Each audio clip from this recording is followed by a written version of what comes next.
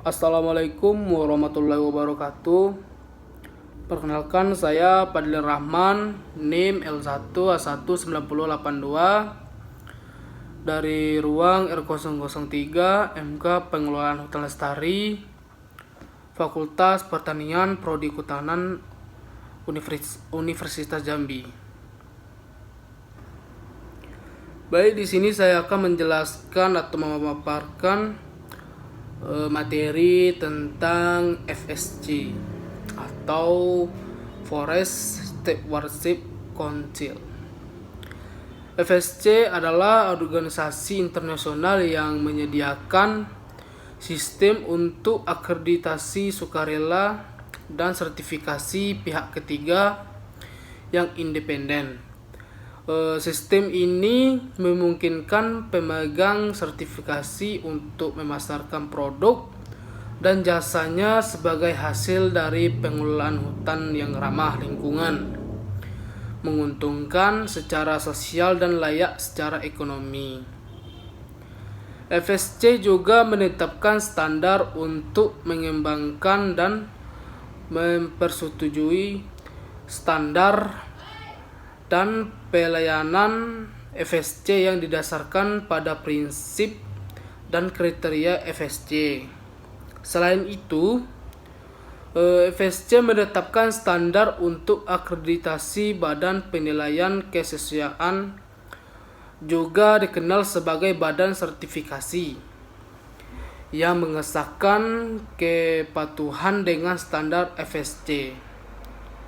Berdasarkan standar ini, FSC menyediakan sistem sertifikasi bagi organisasi yang ingin memasarkan produk mereka sebagai sertifikasi FSC. Adapun prinsip dan kriteria FSC. FSC pertama kali diterbitkan prinsip pada November 1994 sebagai standar dunia yang berbasis kinerja berorientasi pada hasil. Prinsip FSC adalah aturan atau elemen penting dari pengelolaan hutan yang ramah lingkungan, bermanfaat secara sosial dan layak secara ekonomi, dan kriteria memberikan cara untuk menilai apakah prinsip telah dipenuhi atau belum. Mereka adalah dasar dari skema sertifikasi FSC dan bersama dengan pembukaan dan pendaftaran istilah merupakan inti dari paket standar yang komprehensif. Tidak ada hierarki antara prinsip atau di antara kriteria. Mereka berbasis status, validitas dan otoritas yang sama, dan berlaku secara bersama-sama di tingkat unit manajemen individu. Prinsip dan kriteria FSC berada di tengah keranda standar FSC dan perlu diterapkan bersama dengan dokumen FSC yang saling terkait, termasuk sebagai berikut. Yang pertama adalah panduan, arahan, dan dokumen lainnya yang dikeluarkan atau disetujui oleh FSC. Yang kedua, standar pengawasan hutan FSC. Ketiga, standar untuk jenis dan produk jasa vegetasi tertentu.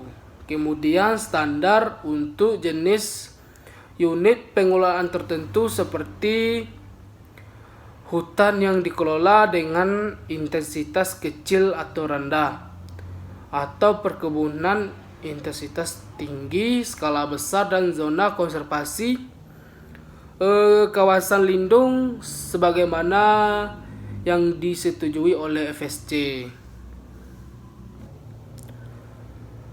Prinsip dan kriteria pada FSC yang pertama adalah prinsip kepatuhan terhadap hukum. Organisasi harus mematuhi semua hukum yang berlaku, peraturan, serta kesepakatan, konvensi, dan perjanjian internasional yang telah diratifikasi pemerintah. Kriteria yang pertama, organisasi harus berupa entitas yang ditetapkan secara hukum dengan registrasi secara hukum yang jelas, terdokumentasi, dan tidak dapat tergugat dengan memiliki pengesahan tertulis dari pihak berwenang yang berkompeten secara hukum untuk kegiatan-kegiatan tertentu. Prinsip yang kedua, hak pekerja dan kondisi kerja. Organisasi harus memelihara atau meningkatkan kesejahteraan sosial dan ekonomi pekerja. Kriteria yang kedua, organisasi harus menjunjung tinggi prinsip-prinsip dan hak-hak yang di tempat kerja sebagaimana ditetapkan dalam deklarasi ILO atau International Laboratorium Organization tentang prinsip dan hak dasar ditempatkan kerja pada tahun 1998 berdasarkan 8 konvensi buruh inti ILO tersebut. Kemudian prinsip yang ketiga adalah hak-hak masyarakat adat.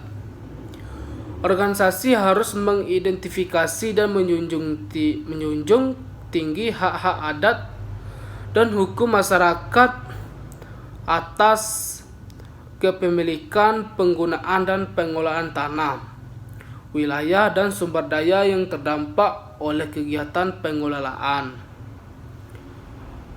Kriteria yang ketiga, organisasi harus mengidentifikasi masyarakat adat yang ada di dalam untuk unit manajemen atau yang terpengaruh oleh kegiatan pengelolaan. Organisasi kemudian harus melalui pelibatan dengan masyarakat adat ini. Identifikasi hak penguasaan lahan mereka, hak akses mereka ke pengguna sumber daya hutan dan jasa ekosistem. Hak adat dan hak hukum dan kewajiban mereka yang berlaku di unit manajemen organisasi harus juga mengidentifikasi area di mana hak-hak tersebut diperebutkan. Prinsip yang keempat adalah hubungan dengan masyarakat. Organisasi harus berkontribusi untuk mempertahankan dan meningkatkan kesejahteraan sosial dan ekonomi masyarakat lokal. Kriteria yang keempat adalah organisasi harus mengidentifikasi masyarakat lokal yang ada dalam unit manajemen dan terdampak oleh kegiatan pengelolaan. Organisasi kemudian harus melalui pelibatan masyarakat lokal mengidentifikasi hak mereka atas penguasaan lahan, hak mereka atas akses dan pemanfaatan sumber daya hutan dan jasa ekosistem, hak-hak adat serta kewajiban dan hak hukum mereka yang berlaku di dalam unit manajemen. Prinsip yang kelima adalah manfaat hutan. Organisasi harus secara efisien mengelola berbagai produk dan jasa unit manajemen untuk mempertahankan atau meningkatkan kelangsungan ekonomi jangka panjang dan berbagai manfaat sosial dan lingkungan.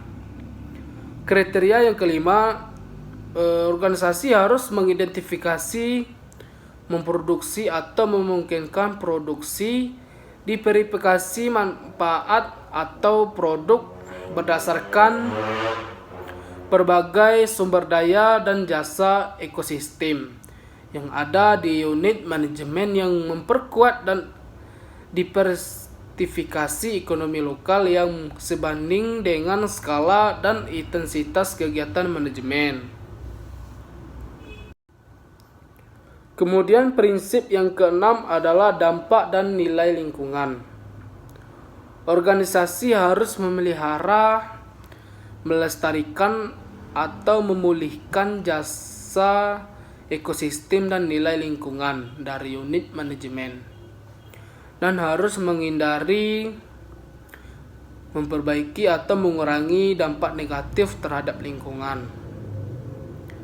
Kriteria yang keenam adalah organisasi harus melakukan penilaian nilai-nilai lingkungan di dalam unit manajemen dan di luar unit manajemen yang berpotensi dipengaruhi oleh kegiatan pengelolaan. Penilaian ini harus dilakukan dengan tingkat kerincian, skala dan frekuensi yang sebanding dengan skala intensitas dan risiko kegiatan pengelolaan, dan cukup untuk tujuan memutuskan tindakan konservasi yang diperlukan dan untuk mendeteksi dan memantau kemungkinan dampak negatif dari kegiatan tersebut. Kemudian prinsip yang ketujuh adalah perencanaan pengelolaan. Organisasi harus memiliki rencana manajemen yang konsisten dengan kebijakan dan tujuan organisasi dan sebanding dengan skala, intensitas, dan risiko kegiatan pengelolaannya. Rencana manajemen harus ditetapkan dan selalu diperbarui berdasarkan informasi pemantauan agar mendukung manajemen adaptif.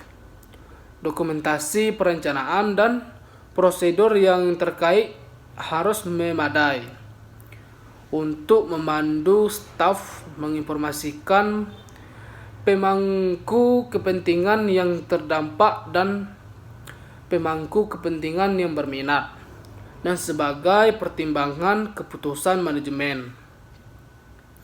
Kemudian kriteria yang ketujuh adalah organisasi harus sebanding dengan skala, intensitas, dan risiko kegiatan pengelolaannya, menetapkan kebijakan, visi dan nilai, dan tujuan bagi manajemen yang berwawasan lingkungan, bermanfaat secara sosial dan berkelanjutan secara ekonomi.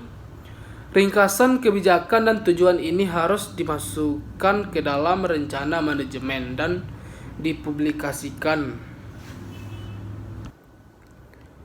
Lalu prinsip yang ke-8, pemantauan dan asesmen.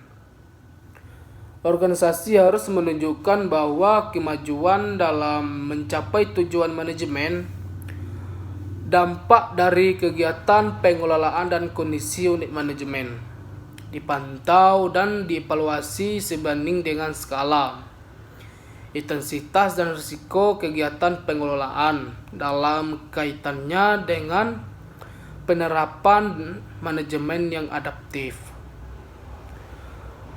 Adapun kriteria yang ke-8 adalah organisasi harus memantau pelaksanaan rencana manajemen, termasuk kebijakan dan tujuan manajemen, kemajuannya dengan kegiatan yang direncanakan, dan pencapaian target yang dapat diverifikasi. Kemudian prinsip yang ke-9 adalah nilai konservasi tinggi.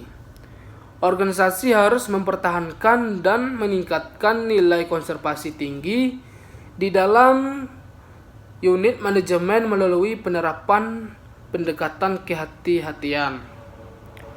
Kriteria yang ke-9 ini, organisasi harus melalui pelibatan dengan pemangku kepentingan yang terdampak, pemangku kepentingan yang berminat, dan menggunakan cara dan sumber lain harus menilai dan mencatat keberadaan dan status nilai konservasi tinggi berikut di unit manajemen sebanding dengan skala, intensitas dan risiko dampak kegiatan pengelolaan dan kemungkinan adanya nilai konservasi tinggi. Yang terakhir adalah prinsip yang ke-10, penerapan dan kegiatan pengelolaan. Kegiatan dan pengelolaan yang dilakukan oleh organisasi bagi unit manajemen harus dipilih dan dilaksanakan sesuai dengan kebijakan dan tujuan ekonomi, lingkungan, dan sosial organisasi dan memenuhi seluruh prinsip dan kriteria. Kriteria yang ke-10 adalah setelah panen atau sesuai dengan rencana manajemen, organisasi harus dengan metode regenerasi alami atau buatan melakukan regenerasi penutupan vegetasi secara tepat waktu ke kondisi prapanen atau kondisi yang lebih alami. Mungkin itulah pemaparan materi FSC dari saya. Mungkin ada salah kata, saya mohon maaf. Assalamualaikum warahmatullahi wabarakatuh.